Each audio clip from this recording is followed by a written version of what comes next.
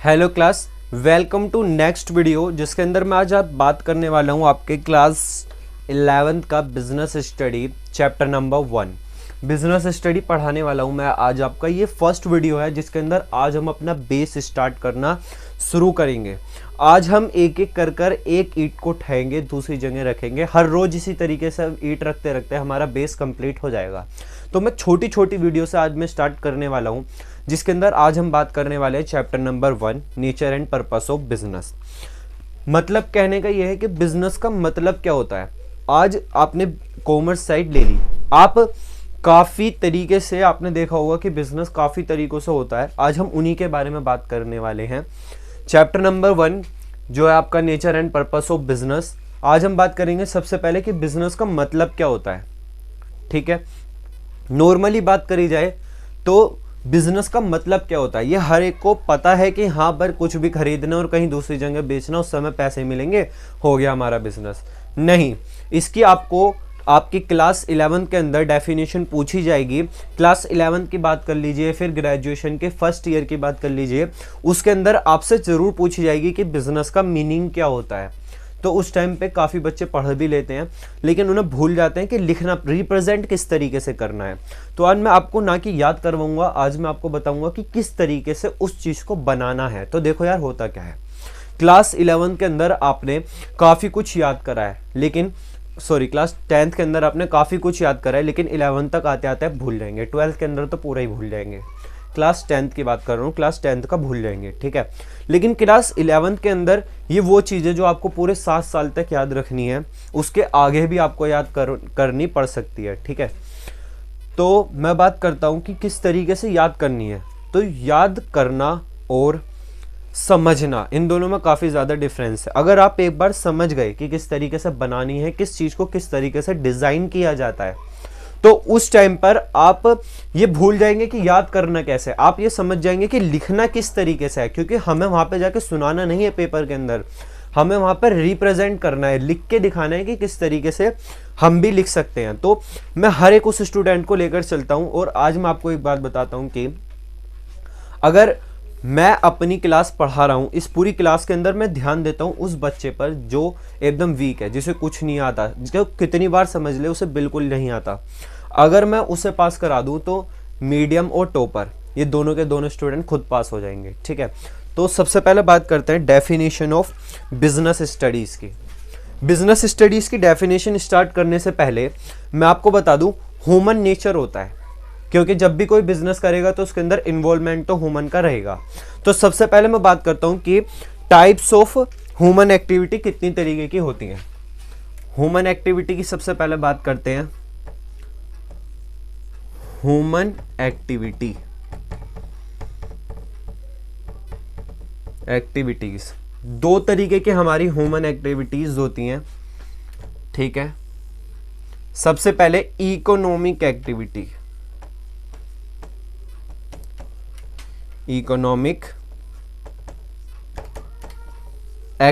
और सेकंड होती है हमारी non economic activity. Non economic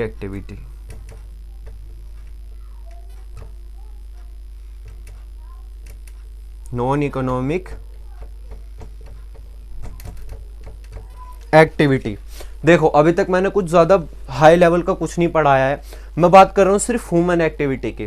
या तो इकोनॉमिक एक्टिविटी होगी या नॉन इकोनॉमिक एक्टिविटी होगी, सिंपल सा फंडा है। नॉन इकोनॉमिक एक्टिविटी को कोई पूछने लगे कि आप किस तरीके से डिफाइन करेंगे, तो देखो नॉन इकोनॉमिक एक्टिविटी का सीधा मतलब रहता है कि जो ह्यूमन एक्टिविटी को परफॉर्म करता है उसका मेन मोटिव रहता है अर्निंग प्रॉफिट, ना कि किसी को सर्विस प्रोवाइड करना। सिर्फ इतना मतलब है इकोनॉमिक एक्टिविटी का। नॉन इकोनॉमिक एक्टिविटी की बात करें तो इसके अंदर इनका मेन मोटिव रहता है सर्विस प्रोवाइड, मतलब प्रॉफिट अर्न ना करना, सर्विस प्रोवाइड करना। इन्हें मतलब नहीं रहता कि किस तरीके से हम प्रॉफिट अर्न करें, इनका मकसद होता है कि हम सोसाइटी की मदद करें, ठीक है। तो इसी को ही हमें लिखना है। हम लिखेंगे किस तरीके से, तो देखो इकोनॉमिक एक्टिविटी की बात कर रहा हूं, सबसे पहले आप लिखेंगे इट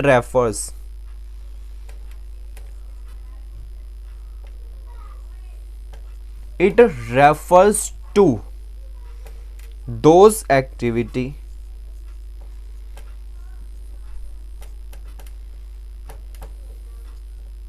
देखो सिर्फ इतना ही आपको याद रखना है। उसके बाद क्या है, it refers to those activity.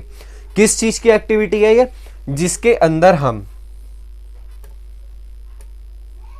Which are main motive of earning profit.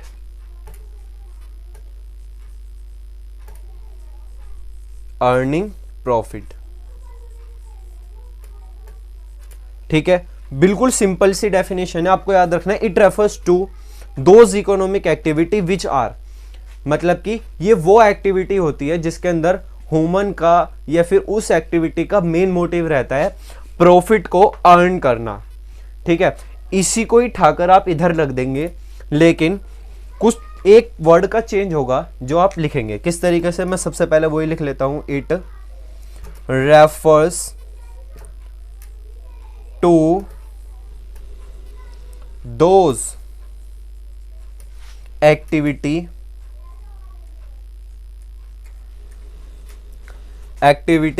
which are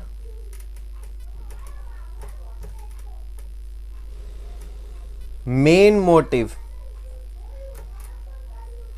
of, यहां तक एकदम सेम है। अब अर्निंग प्रॉफिट हटाकर आपको लिखना है satisfaction which are main motive of satisfy human need. Satisfy human need, ठीक है। कुछ मैंने ज्यादा चेंज नहीं करा, इसी को उठाकर मैंने इसके अंदर लिख दिया। ये हमारा बन गया नॉन इकोनॉमिक एक्टिविटी। अब हम बात करेंगे इकोनॉमिक एक्टिविटी। इसके भी कुछ टाइप्स हो सकते हैं। अब मतलब कह सकते हैं जो अर्निंग प्रॉफिट है, इस एक्टिविटी को परफॉर्म कौन कौन कर सकता है, अब हम उसका नाम लेने वाले हैं। कौन कौन कर सकता है, सबसे पहला है हमारा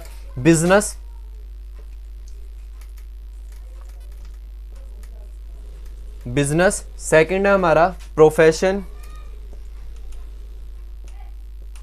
नेक्स्ट है हमारा एम्प्लॉयमेंट।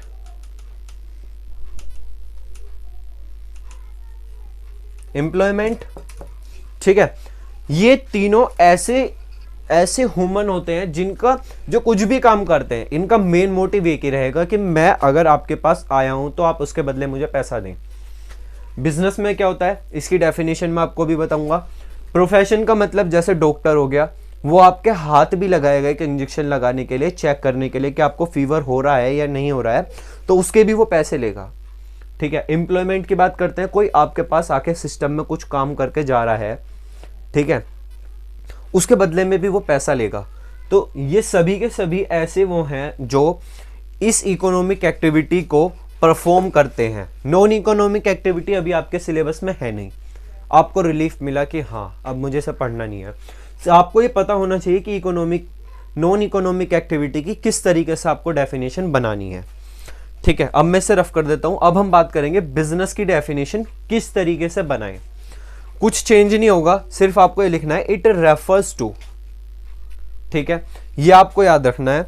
इट रेफर्स टू, जब भी आप कोई डेफिनेशन बताएंगे, ब्रह्मास्त्र बता रहा हूं, बिल्कुल ध्यान से सुनिए, कि जब भी आप कोई भी डेफिनेशन बनाएंगे स्टार्टिंग आप इट रेफर्स टू से ही करेंगे, ठीक है। अब मैं सिर्फ कर देता हूं, आपने नोट कर ही लिया होगा। नोट करने की आपको कोई ज़रूरत नहीं है, मैंने आपको समझा दिया है। वीडियो के एंड होने के बाद आप अगर कुछ ना समझ पाए, किसी चीज़ में आपको दिक्कत हो, तो उस टाइम पर आप वीडियो को दोबारा से देख लेना, ठीक है। लेकिन अभी स्किप करने का कुछ वो मतलब नहीं बनता। अब मैं बात करने वाला हूँ बिजनेस की। देखो, बिजनेस की डेफिनेशन आज हम बनाएंगे, ना कि याद करेंगे, ठीक है। बिजनेस के बारे में आप जो भी जानते हैं वो सब लिख दीजिए अपनी इस डेफिनेशन के अंदर, लेकिन किस तरीके से लिखना है वो आपको पता होना चाहिए। देखो, मैं यहां पे कुछ पॉइंट लिख रहा हूं, ये आप याद कर लेना। याद करने की इतनी जरूरत पड़ेगी नहीं, मैं समझाऊंगा, इसके बाद आप याद नहीं कर पाते। कुछ स्टूडेंट होते हैं जो याद नहीं कर पाते, तो मतलब समझ नहीं पाते, तो वो याद जरूर करेंगे, ठीक है। और इसी सीक्वेंस वाइज में हम अपनी डेफिनेशन पूरी बनाएंगे, ठीक है। बिजनेस क्या है, अभी मैंने बताया आपको, बिजनेस एक इकोनॉमिक एक्टिविटी है, यहां तक आप समझ गए। अभी बताया था यहाँ पे ह्यूमन एक्टिविटी के अंदर कि बिजनेस एक इकोनॉमिक एक्टिविटी है। तो सबसे पहला पॉइंट यही हो गया आपका, N economic activity. Economic activity. अब आपने देखा होगा कि किसी ने सिर्फ आपको बुक बेच दी, आपको नोट्स बेच दिए, उसके बाद आपसे पैसा ले लिया, तो वो उसका बिजनेस नहीं हुआ। वन टाइम ट्रांजैक्शन कभी भी बिजनेस नहीं कहलाती। तो इसका मतलब क्या है, हमें इसे रेगुलर करना पड़ेगा, ठीक है, क्योंकि आपके जो, जैसे आप बिजनेस कर रहे हैं तो आपके क्लाइंट रहेंगे या फिर आपके कस्टमर रहेंगे, ठीक है, इस तरीके से रहते हैं। तो आपके जो कस्टमर है, क्लाइंट है, पेशेंट है, वे छोड़कर आपको ना चले जाएं, इसलिए आप रेगुलर बेस के अंदर उसे सर्विस प्रोवाइड करते हैं। तो नेक्स्ट लिख सकता हूं, an regular base.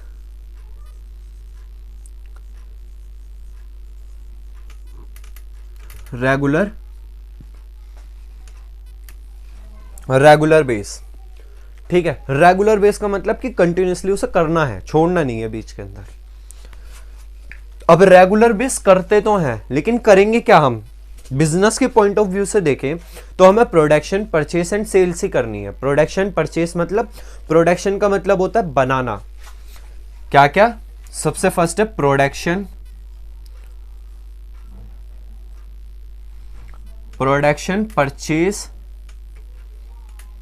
Purchase and sales किसकी, of goods and services, goods and services. Goods, अब मैं ये सभी के सभी जो मैंने यहां पे लिखे हैं ये आपके लिए नए हो सकते हैं। सबसे पहले बात करता हूं प्रोडक्शन की, जो मैंने लिखा है। प्रोडक्शन का मतलब क्या होता है कि कहीं से रॉ मटेरियल ले लिया, उसको फिनिश गुड्स में कन्वर्ट करना। तो फिनिश गुड्स को कन्वर्ट करना, उसको बोलेंगे हम प्रोडक्शन। परचेस का मतलब आप जानते हैं खरीदना, और सेल का मतलब भी आप जानते हैं बेचना। किसको, गुड्स को। गुड्स का मतलब यहाँ पर क्या है कि कुछ भी सामान, जैसे मार्कर हो गया, हमारा बोर्ड हो गया, कैमरा हो गया, लाइट्स हो गई, ठीक है, एडिटर्स ऐप हो गए, उन सबको बेचा जाता है। जिस चीज़ को भी आप बेच सकते हैं उसको बोलेंगे हम गुड्स।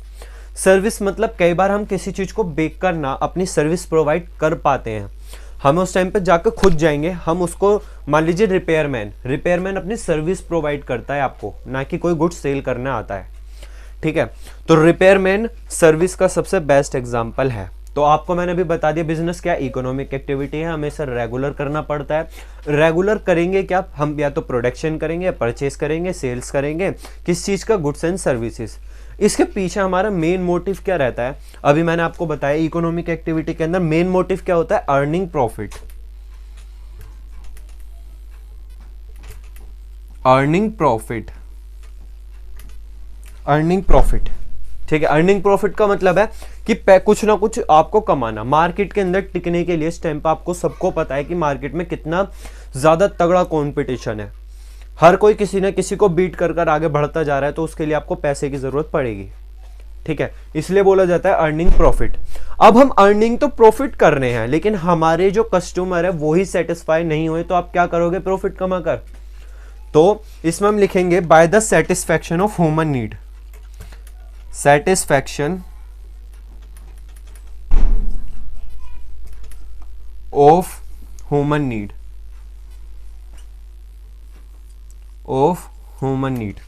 बस यही आपकी पूरी डेफिनेशन हो गई बिजनेस की, ठीक है। क्लास 11 के अंदर जैसा आप आए हो, आपको प्रोडक्शन का मतलब नहीं पता। कई बार कुछ दूसरे क्लास के टीचर आ जाते हैं और आपसे कहते हैं आप कॉमर्स के स्टूडेंट हो, आपको प्रोडक्शन का मतलब पता होना चाहिए, सेल्स का, परचेस का, या फिर आप कह सकते हैं गुड्स का मतलब पता होना चाहिए, सर्विस का मतलब बता, बैंक के इतने सब चीज़ें। यार अभी तो वो क्लास 11 के अंदर ही आया है, अभी क्लास 12th में जाने दो, उसे काफ़ी ज़्यादा सीखना है, अभी वो सीख रहा है, उसे अभी पता नहीं है। तो इसीलिए मैंने बेसिक अपना चैनल बनाया जिसके अंदर मैं आपको इन सब के बारे में बताऊंगा। प्रोडक्शन मतलब कुछ भी चीज़ बनाना, परचेस मतलब खरीदना, सेल्स का मतलब बेचना, गुड्स मतलब जिस चीज़ को हम बेचेंगे, और सर्विस मतलब रिपेयरमैन, जैसा मैंने आपको बताया।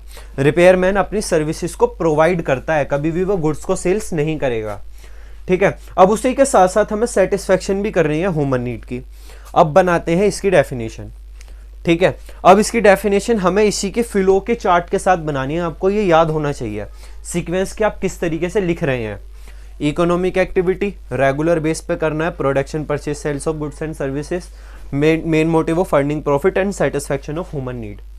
ठीक है, यहां तक आपको क्लियर है। तो अब बढ़ते हैं हम आगे, किसकी डेफिनेशन किस तरीके से बनाई जाएगी। डेफिनेशन की बात करते हैं। सबसे पहले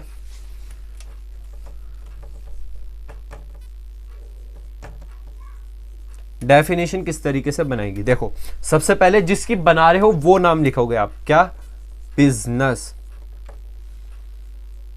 बिजनेस, ठीक है। अब मैंने बताया था आपको पीछे की रेफर्स आपको याद करना है। बिजनेस रेफर्स टू क्या है, economic activity, N economic activity.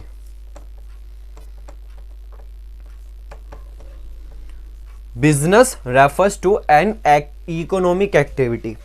It started a regular base. Start किया जाता है किस लिए, ताकि हम उसे रेगुलर बेस पर कर सकें। It started a regular base. Regular base. BAISE, ठीक है। It started a regular base, मतलब रेगुलर बेस में करना है। It started a regular base. अब इसमें इंक्लूड क्या क्या किया जाता है वो मैं आपको बता चुका हूं। Production purchase sales and goods and services, ठीक है। It started a regular base, यहां पर हम लिख देंगे इंक्लूडिंग क्या, प्रोडक्शन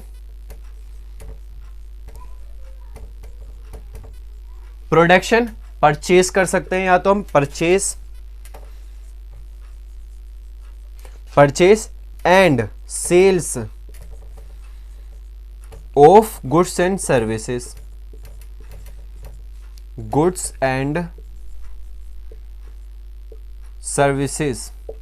ठीक है। विद द मेन मोटिव, ध्यान से सुनिएगा, with the main motive of earning profit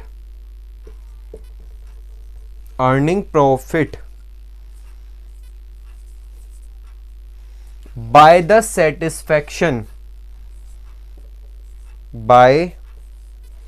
satisfaction of human need, by the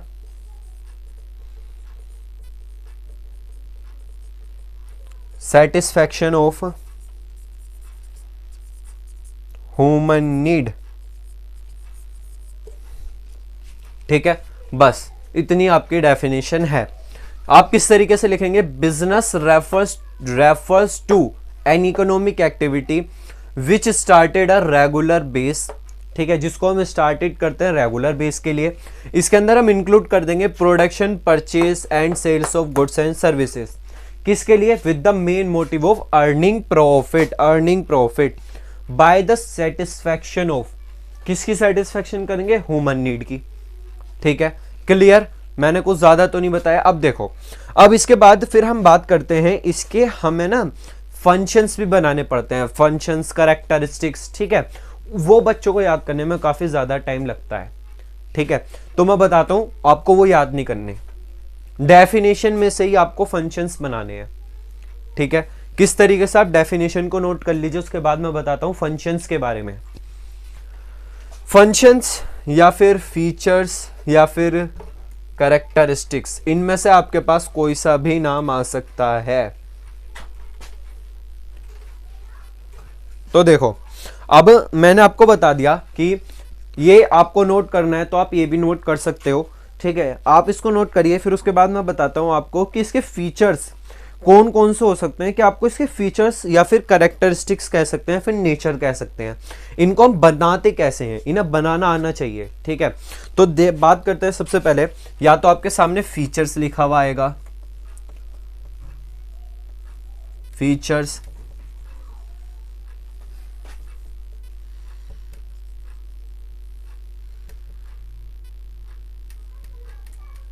characteristics या फिर nature, nature of business, of business, ये इन तीनों में से कुछ भी नाम लिखा हुआ आ सकता है। देखो अब मैं इन तीनों को अलग अलग तो बताऊंगा नहीं, क्योंकि तीनों के तीनों का मतलब ही एक होता है, तो इनका मतलब भी अब हम इसी तरीके से बनाएंगे। ठीक है, देखो सबसे पहले आप लिखेंगे एन इकोनॉमिक एक्टिविटी, क्योंकि यही इसका नेचर है, क्योंकि एक इकोनॉमिक एक्टिविटी है। तो सबसे पहला तो मेरा यही बन गया, एन इकोनॉमिक एक्टिविटी। ठीक है, उसके बाद सेकंड की बात करते हैं। सेकंड आपका क्या होगा कि इसको हम रेगुलर बेस करते हैं, it started a regular base. तो नेक्स्ट नेचर फीचर्स कैरेक्टरिस्टिक्स हो गया, इट स्टार्टेड अ, पूरा लिखता हूं, started a regular base, regular base या फिर बेस्ड। ठीक है, मतलब इसे हम रेगुलर बेस करते हैं, ये भी इसका नेचर हो गया। इसके अंदर आप खुद अपनी तरफ से बना के लिख सकते हैं। इसके अंदर आप क्या लिखेंगे, सबसे पहले आप लिखेंगे, मैं बताऊंगा किस तरीके से आपको परफॉर्म करना है। ठीक है, मैं एक बता दूंगा, उसके बाद फिर आप आगे के खुद बना लेंगे। ठीक है, मतलब स्टार्टेड अ रेगुलर बेस, ये इसका फीचर्स भी हो गया, कैरेक्टरिस्टिक्स भी और नेचर भी। उसके बाद बात करते हैं थर्ड की। थर्ड के अंदर क्या है, production, purchase and sales of goods and services. सबसे पहले मैं बात करता हूं, प्रोडक्शन अलग होता है, या तो हम प्रोडक्शन करें या फिर यहां पर मैं एक नया शब्द लिखता हूं, procurement of goods and services, goods and services. यहां मैंने प्रोक्यूरमेंट लिख दिया। आप कहोगे कि सर ये तो डेफिनेशन में सब में सारा लिखना था, यहां तो एक नया शब्द आ गया। तो प्रोक्यूरमेंट का मतलब क्या होता है, प्रोडक्शन का मैंने आपको बता दिया, प्रोक्यूरमेंट की बात करते हैं। प्रोक्यूरमेंट का मतलब होता है कि किसी एक सिटी से आपने बना बनाया फिनिश गुड्स को उठाया। जैसे बना बनाया फिनिश गुड्स कैसा हो सकता है, ये मैंने पूरा बोर्ड उठा लिया किसी दूसरी सिटी से, दिल्ली से, मान लीजिए दिल्ली से इस पूरे गुड्स को उठा लिया, गाजियाबाद में लाकर बेच दिया। ठीक है, मान लीजिए ये मुझे पड़ा 100 रुपए का, अब मैं गाजियाबाद में लाकर इसे 150 या 200 का बेच रहा हूं। ठीक है, तो 100 या 50 का फायदा मुझे हो रहा है, तो उसी फायदे को मार्जिनल रेट कहते हैं। जो फायदा मैं इसकी हकीकत के अंदर जो इसका प्राइस है 100, उससे एक्स्ट्रा जैसे 200 ले रहा हूं, तो 100 रुपए जो एक्स्ट्रा आ रहे हैं वो मेरा मार्जिनल कॉस्ट है, मार्जिनल प्राइस है जो मैं खुद अर्न करूंगा। तो जो प्रॉफिट हम अर्न करने हैं वो हम रेगुलर करेंगे, तो इसका मतलब इसको बोलेंगे हम प्रोक्यूरमेंट। ठीक है, अब उसके बाद बात करते हैं fourth, buying and selling. Buying का मतलब क्या होता है, buying and selling of goods and services, goods and services. अब हम इसके अंदर क्या खरीदते हैं और बेचते हैं। देखो बाइंग का मतलब होता है खरीदना और सेलिंग का मतलब होता है बेचना। किस चीज को बेचेंगे, सर्विसेज को या फिर गुड्स को, किसी सामान को। ठीक है, तो ये भी इसका एक नेचर हो सकता है, कैरेक्टरिस्टिक्स या फीचर्स। उसके बाद हमारे क्या मोटिव रहता है इसके अंदर, main motive of earning profit, main motive of earning profit. Earning profit, ये अर्निंग है। ठीक है, इसके अंदर हमारा क्या रहता है, main motive earning profit. Mainly जब भी आपसे फीचर्स पूछेंगे, कैरेक्टरिस्टिक्स पूछेंगे या फिर कह सकते हैं आप नेचर पूछेंगे, इनमें से कोई सा भी पूछो तो आप ये 5 को लिख देना। इसके बाद इनमें से अगर आपको कोई सा याद नहीं रहता है, किसी एक को अगर आप भूल जाते हैं तो उसको रिप्लेस कर आप ये लिख सकते हैं, सेटिस्फैक्शन ऑफ ह्यूमन नीड। ये आपका 6th हो सकता है। ठीक है, इसके अंदर आप सेटिस्फैक्शन ऑफ ह्यूमन नीड लिखेंगे। अब मान लीजिए क्वेश्चन आ जाता है कि आपको डिफाइन करना है 5 नंबर के क्वेश्चन के अंदर बिजनेस की डेफिनेशन और फीचर्स बताने हैं। ठीक है, तो फीचर्स में आप लिखेंगे कैसे, अब मैं वो बताता हूं। फीचर्स में आप लिखेंगे, सबसे पहले आप इसे नोट कर लीजिए, वीडियो पॉज कर आप नोट कर सकते हैं, ठीक है। अब आपने नोट कर लिया होगा, ठीक है। अब मैं बताता हूं, अगर 5 नंबर के अंदर इसकी डेफिनेशन पूछ ले, डेफिनेशन मैंने आपको नोट करा दी, आप बिजनेस स्टडीज, अकाउंटिंग और इकोनॉमिक, इन तीनों की अलग अलग बुक बनाना, जिसके अंदर आप यहां पे जो मैं नोट्स बताऊंगा वो लिखेंगे, ठीक है। अब मैं बात करता हूं, अगर हमसे इन्हें डिफाइन करने के लिए बोल दिया जाए 5 नंबर के अंदर, तो हम कैसे करेंगे। देखो, इकोनॉमिक एक्टिविटी की मैं आपको डेफिनेशन बता चुका हूं, ज्यादा से ज्यादा 2 लाइन की आ जाएगी आपकी, ठीक है। यहां पर आप लिखेंगे इकोनॉमिक की डेफिनेशन, ठीक है, डेफिनेशन।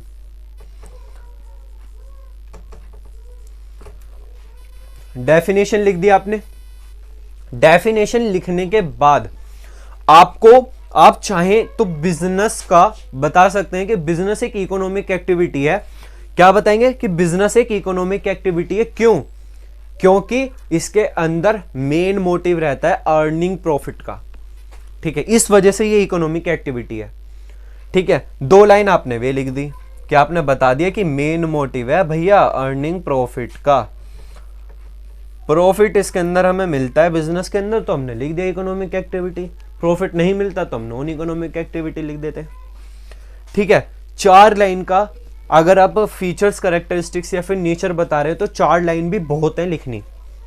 4 लाइन मतलब कि 5 अगर जो नंबर मिल भी रहे हैं तो आपको पूरे नंबर मिलेंगे।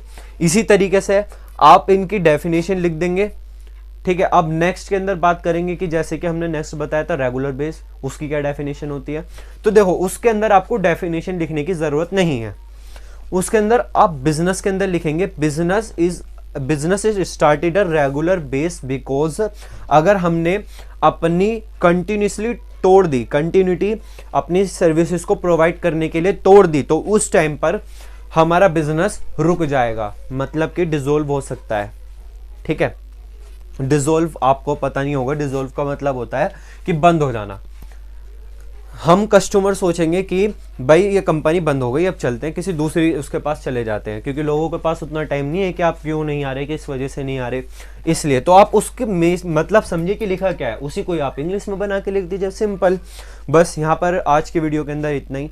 डेफिनेशन बता दी, ह्यूमन एक्टिविटी के टाइप्स बता दिए और इकोनॉमिक एक्टिविटी के टाइप्स बता दिए, बिजनेस की डेफिनेशन बता दी, उसके फीचर्स बता दिए, कैरेक्टरिस्टिक्स और नेचर बता दिए, और क्या चाहिए। अब नेक्स्ट वीडियो के अंदर अब हम जो बात करने वाले हैं ऑब्जेक्टिव की करेंगे, या फिर कुछ और नया टॉपिक लेकर आऊँगा। इसके बाद जो नेक्स्ट टॉपिक आने वाला है ये मैं छोटे छोटे इसी तरीके से पार्ट के अंदर बनाऊँगा, ठीक है। अब मैं चाहता हूँ कि हर दिन मैं एक दिन बिजनेस की गिर दी, एक दिन अकाउंट की, एक दिन इकोनॉमिक की, इस तरीके से मैं वीडियो गिरूंगा, ठीक है। इनकी बिजनेस का सेशन अलग बना दूंगा। प्ले लिस्ट के अंदर जब आप जाएंगे तो वहाँ पे बिजनेस का सेशन आपको अलग मिल जाएगा, अकाउंट का अलग मिल जाएगा, इकोनॉमिक का अलग मिल जाएगा, ठीक है। इस तरीके से मैं आज आपको इस तरीके से मैं आपका इस चैनल के ऊपर शेड्यूल बनाऊंगा। एट द एंड टाइम कुछ स्टूडेंट होते हैं जो एंड में जगते हैं और कुछ होते हैं जो पहली सी जगह रहते हैं। तो जो एंड में जगह रहते हैं उनको जरूरत रहती है कि बस हमें एक ब्रह्मास्त्र की तरह टाइम टेबल बनाकर दे दिया जाए, टाइम शेड्यूल। तो मैं उनके लिए भी कोशिश करूंगा कि उनके लिए भी टाइम टेबल बनाऊं, ताकि एटलीस्ट वो फेल तो ना हो। भले जो पहली सी जगह हुआ है वो तो अच्छे नंबर स्कोर करेगा, इसकी गारंटी है। अब मैं गारंटी ले रहा हूं, इसका मतलब ये नहीं है कि आपके आ ही जाएंगे, इसका मतलब यह है कि आपकी मेहनत पर डिपेंड करता है, आप कितनी मेहनत करोगे। जितनी आप मेहनत करोगे उसके अकॉर्डिंग आपको उसका फल भी मिलेगा। लेकिन कुछ स्टूडेंट जो एंड में जगेंगे उनको भी कोशिश करी जाएगी कि वे फेल ना हो, उनको आगे बढ़ा दिया जाए, ठीक है।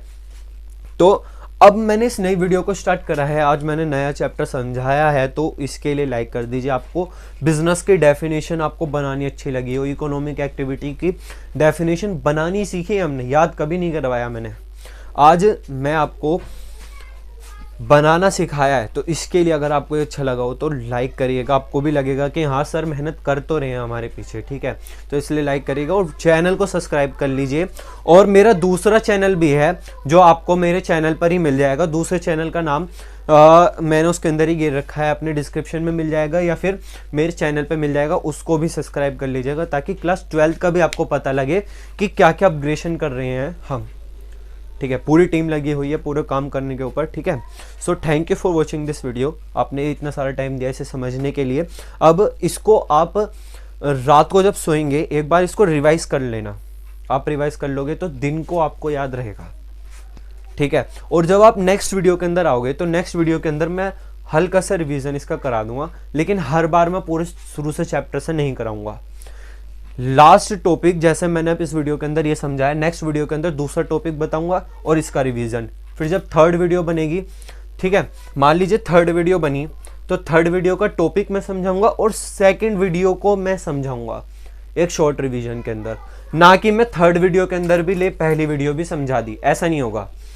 सिर्फ लास्ट वाली वीडियो समझाई जाएगी और इस टॉपिक के अंदर जो मैं बात करने वाला हूँ वो इस तरीके से समझाया जाएगा, ठीक है। तो चैनल को ज़रूर सब्सक्राइब करना ताकि आगे आने वाले सभी वीडियो की आपको अपग्रेडेशन मिले, ठीक है। ओके, नेक्स्ट मैं आपको बता दूं कि अगर आपको कोई डाउट होता है तो आप इस पर पूछ लेना, ठीक है, या फिर आप कमेंट बॉक्स के अंदर पूछ सकते हैं। ध्यान रखिएगा कॉल नहीं, ओनली मैसेज करना है, मैसेज कर मैं आपको बता दूंगा कि किस तरीके से आपका इस डाउट को क्लियर करा जाए, ठीक है। दिक्कत हो तो ही पूछना, बेफालतू के मैसेज बिल्कुल मत करना, ठीक है। Thank you for watching this video, please subscribe the channel. इस चैनल को आपको ही ग्रो करना है और मैं कोशिश करूंगा, आप कोशिश करिए कि चैनल ग्रो हो, दोस्तों तक शेयर करिए। मैं कोशिश करूंगा कि आपकी परसेंटेज ग्रो हो। मैं आपको बताऊंगा किस किस तरीके से आपको लिखने का तरीका, क्योंकि लिखने का कोई भी टीचर के पास इतना टाइम नहीं है कि वो पूरा आपका लिख के देखे कि किस तरीके से आपने लिखा है, क्या क्या शब्द लिखा है, वो नहीं। आपको मेनली प्रेजेंटेशन पे ज़्यादा ध्यान देना है, ठीक है। So thank you for watching this video, please subscribe the channel.